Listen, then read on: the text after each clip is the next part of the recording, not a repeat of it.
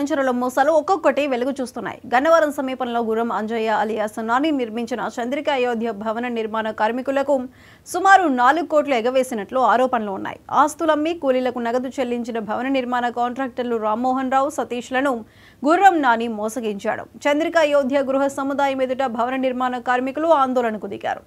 నగదు ఇవ్వమని ప్రశ్నిస్తే తప్పుడు లెక్కలతో బెదిరించి దిక్కున చోట చెప్పుకో అన్నారని కార్మికులు ఆవేదన చెందారు.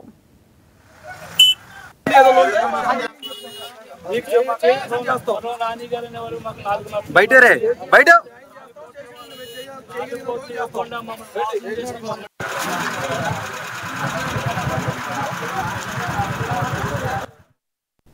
మాజీ ఎమ్మెల్యే వంశీ అండదండలతో రెచ్చిపోయిన గుర్రం నానిపై చర్యలు తీసుకొని న్యాయం చేయాలని బాధితులు కోరారు. టీడీపీ నాయకుడు కాసానేని రంగబాబుపై దాడి కేసులో గుర్రం నాని ముద్దాయిగా ఉన్నారు.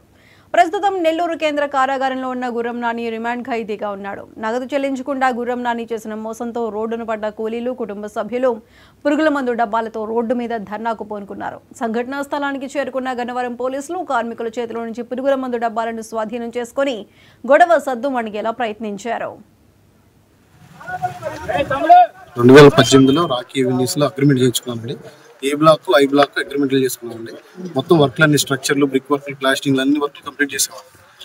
డబ్బులు విషయంలో మాత్రం మాకు డబ్బులు ఇస్తాం, రేపిస్తాం. వారానికి ₹1,00,000 పేమెంట్ అయితే 20,000 ఇవ్వటం, ₹80,000 పెండింగ్ పెట్టడం, 20,000 ఇవ్వటం, ₹80,000 పెండింగ్ పెట్టడం. ఇట్లా ప్రతి వారం ఇట్లా 3 నెలల పాటు మేము ప్రతి నెల వారం చేసుకుంటూ వెళ్ళిపోవటం.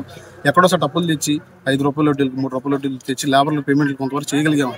మిగతా వాళ్ళు చేయలేకపోయాం. వాళ్ళంతా మా ఇంటికి వచ్చి నానా లెక్కలకు దుర్భాషలు ఆడడం వల్ల చుట్టుపక్కల వాళ్ళకి చులకన అయిపోయారు. అప్పులు తెచ్చిన వాళ్ళకి అప్పులు కట్టలేకపోతాం, వడ్డీలు తెచ్చి వడ్డీలు కట్టలేకపోతాం. చదువుకుని ఉండి కూడా మీరు ఇలాంటి ఇన్ని డబ్బులకి మీరు ఎలా ఇరుక్కుపోయారంటే వారం ఇస్తాం, ఇదిగో ఇస్తాం అంటే వచ్చే డబ్బుల కోసం ఆశపడి ఈ డబ్బులు నొప్పాయి అని చెప్పి ఆశపడి పనిచేసి ఈ రోజు మీరు బిల్డింగ్ చూస్తే పూర్తిగా కంప్లీట్ అయిపోయి ఇప్పుడు నివాస యోగ్యంగా ఉన్నాయండి అన్ని కూడా. అయినా కూడా వాళ్ళు అమ్ముకుంటూ కూడా మాకు ఇవ్వాల్సిన డబ్బులు, వాళ్ళు మాకు కొంత డబ్బులు ఇవ్వాల్సిన డబ్బులు కూడా చాలా ఇబ్బంది పెడుతూ మీ దిక్కున చోట చెప్పుకుని మీరు ఇవ్వమని చెప్పేసి చాలా రకాలుగా మాట్లాడుతున్నారు. మాకు ప్రాణహాని కూడా మా ప్రాణహాని చేయడానికి కూడా ఇప్పుడు ఇంత చేశాం కాబట్టి మా ప్రాణాలు తీయడానికి కూడా వాళ్ళు వెనకాడే పరిస్థితులు లేరండి. మా వెనకాల మాకు ఏ దిక్కు లేదండి. మేము ఏ అండ చూసుకొని రాలేదు. ఎవరి పని చేసుకొని కష్టపడి పనుకొని రూపాయి ఎదుగుదామని చెప్పి వచ్చేంత వరకు. అయినా కూడా ఇప్పుడే మమ్మల్ని చావుదెబ్బ కొట్టి మమ్మల్ని ఎదగలేకుండా పరిస్థితి చేసాడండి. ఈ రోజున మాకు ఎక్కడ పనులు చేసుకునడానికి అవకాశం కూడా లేకుండా పోయింది. మా పరిస్థితులు అలా ఉండేది వల్ల ఈ మీ మీడియా ముఖం ద్వారా గౌరవనీయులైన ముఖ్యమంత్రి గారికి, డిప్యూటీ సీఎం పవన్ కళ్యాణ్ గారికి, లోకేష్ గారికి, లోకల్ ఎమ్మెల్యే వెంకట్రావు గారికి మేము విన్నవించుకునేది ఏంటంటే మా పక్షాన మీరు న్యాయం ఉంటేనే మీరు మా పక్షాన్ని న్యాయం చేయండి. మాకు అన్ని అగ్రిమెంట్లు ఉన్నాయండి. మేము 2018 నుంచి ఈ అయోధ్యలో మరి లేబర్ కాంట్రాక్ట్ బిల్డింగ్ నిర్మాణాలు చేయడం కోసం మేము అగ్రిమెంట్ పొంది ఉన్నాము. మరి నాని గారి దగ్గర, గుర్రం నాని గారి దగ్గర. మరి అప్పటి నుంచి మేము వర్కులు మానకుండాను 2022 వరకు వర్కులు చేస్తూనే ఉన్నామండి. మధ్యలో మరి వాళ్ళ అవకాశాన్ని బట్టి కొంచెం డబ్బులు ఇస్తూ ఉన్నారు. మా వర్కులకి సర్దుబాటుకి వాళ్ళ భోజనం కోసం, మెయింటెనెన్స్ కోసం ఇస్తూ ఉన్నారు. మేము రోజుకు 150 మందిని పెట్టి చేసేవాళ్ళండి. నేను దాంట్లో 4 బ్లాకులు చేశానండి. అది ఈ బ్లాకు, హెచ్ బ్లాకు, జే బ్లాకు, ఎ బ్లాకు, 4 బ్లాకులు చేశానండి. 4 బ్లాకులో నేను రోజుకి 150 మంది ఎంగేజ్ చేసేవాడినండి. కొంచెం డబ్బులు ఇచ్చుకుంటూ వచ్చారు. తర్వాత మరి డబ్బులు అడుగుతుంటేనో డబ్బులు లేవు, నెక్స్ట్ వీక్ ఇస్తాను అంటే ఒక 2 మంత్లో ప్రొలాంగ్ చేశారండి. ఆ 2 మంత్లో బాగా నేను డెప్త్కి వెళ్ళిపోయాను. ఇంకా నేను పేమెంట్ చేసే పొజిషన్లో అయితే నాకు లేదండి. నాకు ఆస్తిపాస్తులు అయితే ఏమీ లేవు. నా చదువుల ప్రకారమే నేను కష్టపడి పని చేసుకున్నాను. నేను కూడా జిఎస్టీ తీసుకున్నానండి.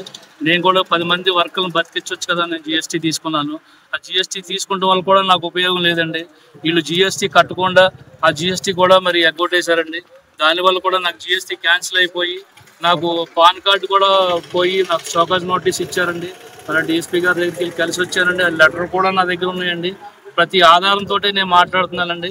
మమ్మల్ని ఆ విధంగా ఇబ్బంది పెట్టుకుంటూ మా డబ్బులు మాకు ఇవ్వండి అని ప్రాధేయపడుతూ వెళ్ళినప్పుడల్లా నెక్స్ట్ శనివారం రండి అనేవాళ్ళు గుర్రం నాని గారు. ఆయన శనివారం మరి పని కట్టుకుని మేము ఇక్కడికి ఆఫీస్కి వచ్చాను. నేను లేను, హైదరాబాద్లో ఉన్నాను, లేదా క్యాంప్ వెళ్ళాను, నెక్స్ట్ శనివారం రమ్మని చెప్పేవాళ్ళు. మళ్ళీ తిరుగుతూనే ఉండేవాళ్ళు అండి. అట్లా తిరిగినా మాకు ఉపయోగం లేకుండా పోయింది. లాస్ట్కి ఆయన బెదిరించారు, మీకు డబ్బులు ఏమి రావు, మీరే మాకు కట్టాలి, తిరిగి కట్టాలి, మీకు ఎవరికి దిక్కున్నా కూడా చెప్పుకోండి, ఇక్కడ మీ తాతల సొమ్యం తీసుకొచ్చి ఇక్కడ పెట్టుందని మీరు వస్తున్నారా అని మమ్మల్ని బెదిరించారండి. ఆసిఫాబాద్ ఎమ్మెల్యే కోవాలక్ష్మి నివాస్